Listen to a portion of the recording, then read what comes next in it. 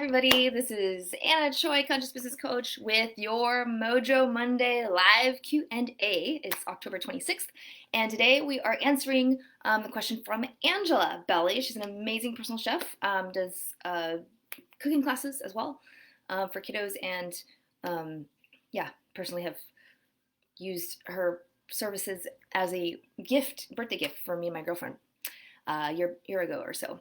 At any rate, her question just disappeared. The question that she was answering is, I feel like I spend so much time on social media or coming up with new product ideas that I'm wondering, am I actually putting my energy in the right place? So I'm paraphrasing here because my little thing where I had it written just went away. My bad. So anyway, so for that question, amazing, great question. I bet you know, if you look inside internally, the one question that would clarify that for you. Why are you in business? That's not the question, but why are you in business? Is it only to have impact and make a mission and feel fulfilled? Or is it also to make money, or both? Most people are going to want both. So when you do your actions, you need to be clear about which goal or both that you are forwarding. So, for example, if I feel like you shouldn't call it a business, right? If you're doing a project that you don't really care if there's money, you just want influence, you want exposure, you want more likes or whatever. Awesome, because it's a passion project. Call it a passion project. It's not a business. It's not a business unless you're making money. So as far as where you're spending your time, the question is, are you making money? It sounds like not, right, from the question. And I see this happen a lot. I myself have been in this situation. So if it's not, then you don't need to be doing it, right? Oftentimes with social media, it's a lot of fodder, and it sucks you in because it's designed to addict you. And I don't just say that, like I'm talking about literally, like they analyze this and figure out exactly what color in what corner it needs to be to have your brain want to get that dopamine hit, to get the likes, like all of that. There's like this whole psychology built into it that the engineers have to actually use. You can research all this later. At any rate, so if it's not making you money, then you can literally cut it out. A lot of times, if I'm doing something or experiment, I will pilot different things. So even in this group, right, we had the yoga Saturdays, we have our Mojo Monday still, but the Conscious Entrepreneur Social, and I'll just test it for 6 months, a year. I mean, we've been doing the social for almost 2 years, on and off, but when there's no return, because there wasn't bandwidth to either follow up with people or otherwise, it gets cut, like neutrally honoring it for what it did provide. But you always have to look at the bottom line as a business owner. Now, some of you might say that you're in here I don't think that's really anyone here. From what I've seen, everyone's here to make money, to make business, make an impact with their business as well. So that's the simple, short and straight. Is it making money? It sounds like no. Then do a bare minimum to be credible in the space still. Back when I was an advisor, we would say, we used to joke, like, just to show you're alive, like whatever minimum amount that would be. It could be weekly, once a week. You check in every other week, whatever. And then pick, again, what platforms even matter. I don't have an Instagram account. I don't tweet. I had been using Facebook. I'm moving more to LinkedIn now. So I can have, so I can have more intelligent conversations, meaning Facebook really loves like pictures and feel goods and happy or big news, I find, versus, articles and things. That's more the LinkedIn and professional crowd. So at any rate, it's all a big test. So what I would do, Angela, is look back over at your stats.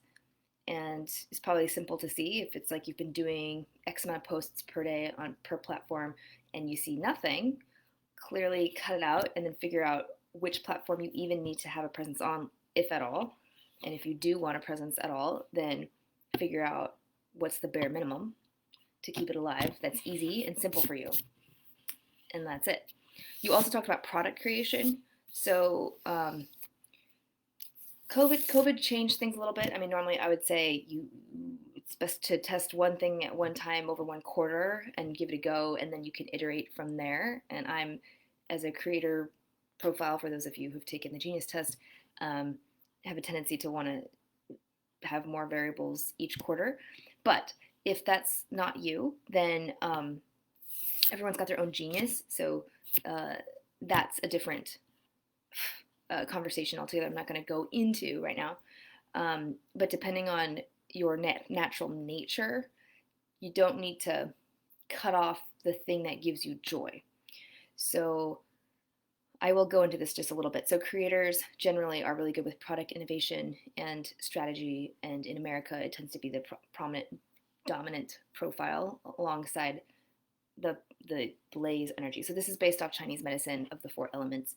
Um, if you're more of a blaze, which is a people person, and you love networking, COVID's like death to you because you can't like go out into large groups. You're super extroverted, then you would do different actions, and I would advise you for different actions. Um, I'm guessing you're a creator just from knowing you. Uh, and then there's tempo, which are like the people, they love the one-to-ones and they love sitting down and doing the service and just getting stuff done.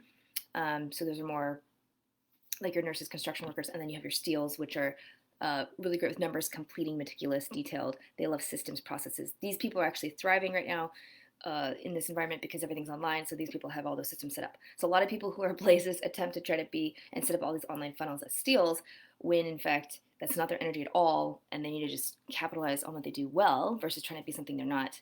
Or you see a bunch of steels trying to be speakers and trying to get out there and be more extroverted when they just don't care. Like they'd rather just text and email. So um, depending on your genius, right? We all have all of them in us, but we have more parts of one. Then that's how I advise you for the first part around what should I do if I'm always in product creation. But for now, just keep it simple.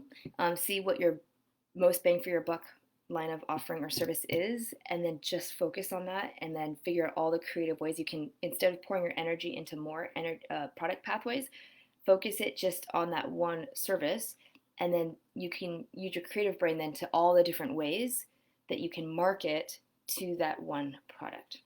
Okay, it's kind of like the rule of ones, as one of my oldest mentors used to say. One of my first business coaches is like the rule of ones. You just have one product offering, one way to market, and one just stick to one.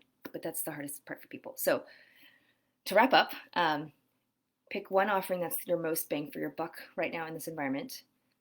Then figure out which marketing strategy will best, is it direct outreach? Is it going to doing an email campaign? Is it nurturing your list, your database, whatever?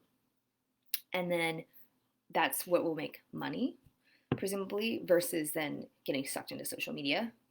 But if you must, you pick the one platform and pick the minimum times that you are going to post. So I hope that helps, and I will see you all later.